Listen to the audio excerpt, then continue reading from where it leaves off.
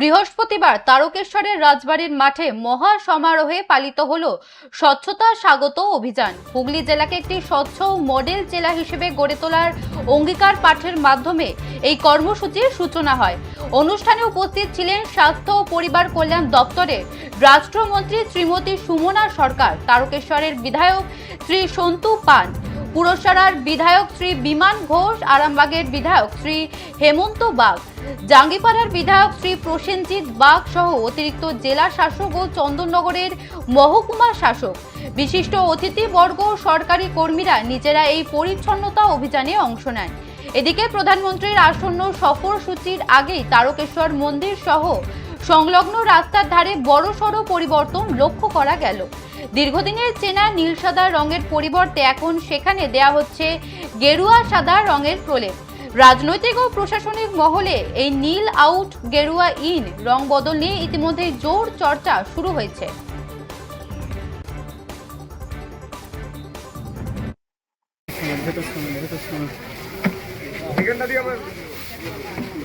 দেখুন, আজ যে বিষয় নিয়ে আমরা একসঙ্গে একত্রিত হয়েছিলাম, যে প্রধানমন্ত্রীজি আসছেন 20 তারিখ, তার আগে স্বচ্ছ স্বাগত মানে স্বচ্ছতার সঙ্গে আমরা স্বাগত জানাচ্ছি। শুধু পরিবেশ বা দোকানের সামনে ময়লা আছে আমরা পরিষ্কার করছি না, আমরা বার্তা দিচ্ছি যে ডিপ ক্লিনিংয়ের কথা। এবং 20 তারিখ এই বছরে এসে আমরা পশ্চিমবঙ্গ দিবস পালন করছি, আগে করতে পারলাম না কেন? তার দায় আগে সরকারকে নিতে হবে। কংগ্রেস, সিপিএম, তৃণমূল, কংগ্রেস ছিল অনেকে ভুলেই গেছে, কংগ্রেস, সিপিএম, তৃণমূল, কংগ্রেসের এত ঝাল লেগেছে কেন? কারণ কংগ্রেস চেয়েছিল এই পশ্চিমবঙ্গকে পাকিস্তানের হাতে তুলে দিতে, চুক্তি ছিল না। কিন্তু যিনি মাঝখানে দাঁড়িয়ে বলেছিল এটা হবে না, তার নাম শ্যামাপ্রসাদ মুখার্জি। তিনি যে স্বপ্নটা দেখেছিলেন সেই স্বপ্ন আজ সফল হয়েছে। তিনি এই মাটিতে, আমি খুব সৌভাগ্যবান, আমাদের কর্মীরা এবং এখানকার মানুষ যেভাবে পরিশ্রম করে আমাকে নির্বাচিত করে বিধানসভায় পাঠিয়েছেন, আমি সত্যি সৌভাগ্যবান। যে মাটি থেকে আমি নির্বাচিত হয়েছি, বিধায়ক হয়েছি, সেই মাটিতে দেবাদিদেব মহাদেব রয়েছে।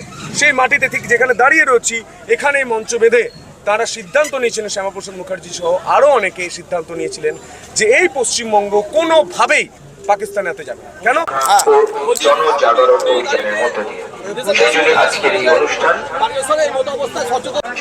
যেমন স্বচ্ছতায় করে তুলেছে, তেমনিভাবেই আমাদের পশ্চিমবঙ্গ গড়ে উঠুক।